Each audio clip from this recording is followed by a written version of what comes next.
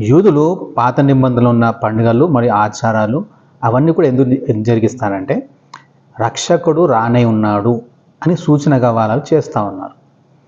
క్రైస్తవులు వాటినే ఎందుకు చేయాలంటే యేసు ప్రభు వచ్చేసాడు అని చెప్పడానికి. అందుకని యేసుక్రీస్తు మనకి ఏం చెప్పారంటే ఈ రొట్టెని ద్రాక్షారసాన్ని నా మరణాన్ని ప్రచురం చేయడానికి మీరు తీసుకోండి అని ఇవి చేయమన్నాడు.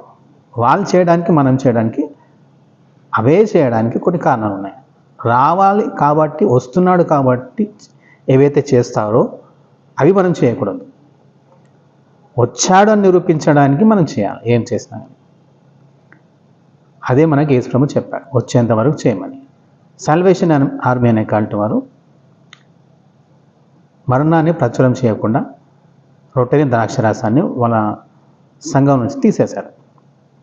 యేసు ప్రభు ఆజ్ఞను కొట్టివేశారు. వాళ్ళు పాటించడం లేదు. ఈ శరీర రీతిగా మనం ఇక్కడ ఏమి ఎత్తుతామో అదే మనం ఆత్మీయంగా పంట కోస్తాం.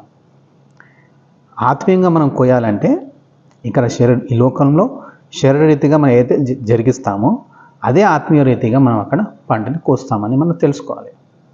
కాబట్టి ఈ లోకంలో యేసు ప్రభు చెప్పినవి మనం పాటించాలి. ముఖ్యంగా రొట్టె ద్రాక్షరసం ఖచ్చితంగా ప్రతి క్రైస్తవుడు తీసుకోవాలి. అది ఆయన మరణాన్ని పునరుత్థానాన్ని మనం ప్రచురం చేయడానికి. సో దేవుడి వాక్యం దీవించును గాక. ఆమేన్.